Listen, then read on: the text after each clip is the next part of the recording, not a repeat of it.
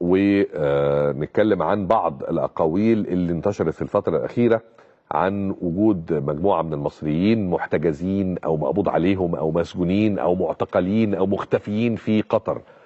بعض المواقع الإلكترونية وبعض مواقع التواصل الاجتماعي ابتدت تقول انه في بعض المصريين مسجونين او مقبوض عليهم او تم اختفائهم خلال الفترة الماضية في قطر. وزيرة الهجرة السيدة السفيرة نبيلة مكرم تبعت القصة وبتقول ان احنا بنحاول نتأكد من صحة هذه المعلومات، وان احنا متواصلين مع السلطات القطرية للتأكد من حقيقة هذه المعلومات وحقيقة موقف المصريين في قطر.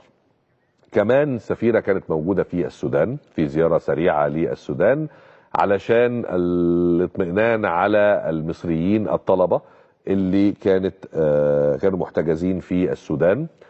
التصريحات الرسمية التي خرجت على لسان الوزيرة عقب عودتها من السودان انه خلال 5 أيام على الأكثر سيتم الإفراج عن المصريين الطلبة المحتجزين في السودان. السفيرة نبيلة مكرم معي على الهاتف. مساء الخير مع الوزيرة. يا معالي الوزيرة. ايوه مساء الخير. مساء الخير يا فندم، ازي حضرتك؟ الحمد لله. الحمد لله على السلامة من السودان. الله يسلمك، ميرسي. هل فعلا التصريحات اللي حضرتك قلتيها فيما يتعلق بانه 5 أيام على الأكثر وسيتم الإفراج عن الطلبة المصريين؟ مظبوط، انا لسه راجعه النهارده من السودان في زياره استغرقت يعني 2-3 يوم، لاني طبعا كنت لازم اروح اطمن على الطلبه المصريين المتحفظ عليهم في السودان. يعني هم مش معتقلين ومش مسجونين، انما انا رحت قابلت في بدايه يعني الزياره الاسر اللي موجوده هناك في السودان. تمام. وتعرفت على اللي حصل بالظبط منهم، وبعدين ابتديت ان انا اقابل المسؤولين السودانيين علشان احاول ان انا يعني اخفف وطأة الموضوع، باعتبار ان دي طبعا هي مسألة غش، ولكن مش لازم تكبر ان هي تكون فيها تحفظ على طلبة. يعني احنا بنتكلم في 16 سنة ومنهم كمان فتيات. الحقيقة انه موضوع الغش في الثانوية السودانية موضوع كبير جدا في السودان، وبيعتبروها قضية امن قومي. بيعتبروها ايه يا فندم؟ قضية امن قومي. الغش في امتحانات الثانوية في السودان امن قومي. طبعا هم بيعتبروه كده، لانه الثانوية السودانية اولا معترف بيها دوليا وعربيا. حضرتك عارف انه الثانوية السودانية حتى بتضيف للطالب المصري 10 درجات على صحيح المجموع اللي اخده، وبالتالي بيرجع مصر وبيدخل احدى كليات القمة. مظبوط. 1477 طالب مصري أدوا امتحانات الثانوية السودانية هذا العام اللي خلصت يوم السبت اللي فات.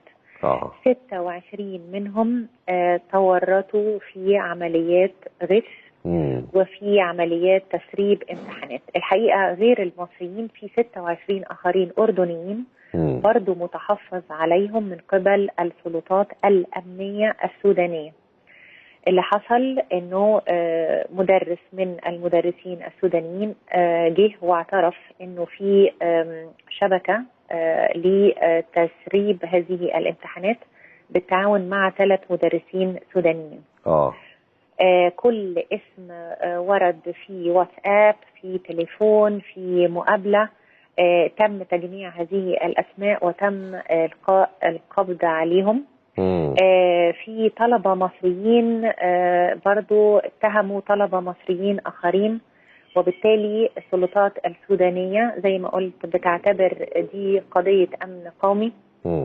راحت جمعت كل الأولاد والبنات والأهالي، لأن كان في الحقيقة في قاعات الامتحانات كان في سماعات في أذن الأولاد وايرلس، بيلقنهم أولياء أمورهم في أماكن أخرى ده تنظيم عصابي متكامل. عشان كده بقول لحضرتك هم اعتبروها يعني شبكة ولا بد من تعامل أمني معاها. تمام. الاولاد انا اطمنت عليهم، ما فيش تعامل بعنف او بقسوه. تمام. وصلنا لمرحله مع امال هم هيطلعوا بناء على ايه يا معالي الوزيره؟ اللي حصل انه طبعا علينا الموضوع لاعلى الجهات الرسميه في الدولتين، وانا قابلت وزير الدوله لشؤون الخارجيه وقابلت وزيره التربيه والتعليم، والحقيقه شفت المستندات، بعض المستندات المزوره عندها، ده حتى في مستندات جايه من مصر مزوره اللي هي شهادات اولى ثانوي. ختم النسر مزور، تصديق وزاره الخارجيه مزور. انما هم ال 26 بعد التحريات السريه اللي موجوده حاليا في السودان، ان شاء الله الاسبوع انا خدت تعهد وانا راجعه انه الاسبوع المقبل، احتمال قبل الاسبوع المقبل، يتم الافراج عن الطلبه. الافراج عنهم بشكل نهائي ولا الافراج عنهم لتسليمهم لمصر والتحقيق معاهم في مصر؟ الإجراءات اللوجستيكية دي هيتم طبعا الاتفاق مع الجانب السوداني عليها، لأن في لجنة من عندهم، اللجنة دي هتنزل بالمستندات المزورة ووقائع تسريب الامتحانات علشان تقابل الجانب المصري. بص يا معالي الوزيرة، الحقيقة حضرتك عارفاني ما بعرفش اجامل الحقيقة، يعني هو طبعا كون ان هم مصريين وفي أزمة في السودان ده شيء يستدعي التعامل والدعم، ومشكورة جدا حضرتك انتقلتي بنفسك عشان القصة، بس الحقيقة مش قادر اتصور انه دي جريمة متكاملة الاركان. يعني انا رأيي انه لا نجيبهم هنا، بس الناس دي لازم تتحاسب، لازم تتحاسب. لو حضرتك تفتكر لما اتقابلنا في البرنامج في حلقة حضرتك وانا كنت موجودة، مظبوط، كنا بنتكلم عن تعامل الدولة مع المصريين، واديت لحضرتك مثال عن المواطن اللي بصق على حارس الحرم الشريف. صح. وقلت لحضرتك وقتها انه حتى لو اخطأ الدولة بتقف جنبه. صح. ده جه من واقع التحرك، وده ليس دفاعا عن خطأه، ده بس دفاعا عن مصريته، لكن يتحاسب على خطأه. مظبوط. التحرك جه بناء على انه مصريين طلبة محتجزين او متحفظ عليهم، فلازم الدولة تستفسر ايه اللي حصل بالظبط. ده كلام محترم. طيب في ثانية يا معالي الوزير، انا اسف عشان عندي فاصل اجباري، بالنسبة لقطر هل في اي معلومات ولا حضراتكم لسه بتستطلعوا المعلومات؟ لسه بنستطلع المعلومات. مفيش اي معلومات وردت عن حكاية المصريين المختفين او المحتجزين في قطر دي؟ لا حتى الان انا ما عنديش حاجة شخصية. طيب ده شيء ممتاز، ومش بعيد كمان يومين اتصل بحضرتك الاقيكي في قطر ان شاء الله. ربنا يستر. ربنا يستر. شكرا جزيلا معالي الوزيرة، شكرا جزيلا. يا سادة يا كرام،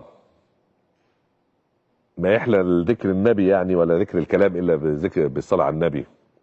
لا في وقت يا استاذ ياسر. الغش في السودان جريمة امن قومي. الغش في امتحانات الثانوية العامة في السودان جريمة امن قومي لا مؤاخذة. في السودان، انا ما بقولش في سويسرا، ما بقولش في انجلترا، ما بقولش في امريكا، في السودان الشقيق اللي احنا وهم واحد، سوا سوا زول، احنا وهم نفس الحضارة نفس الثقافة، بس واضح ان هم ثقافتهم وتحضرهم اعلى كمان مننا. الغش في امتحان ثانوية العامة بيعتبروه جريمة امن قومي.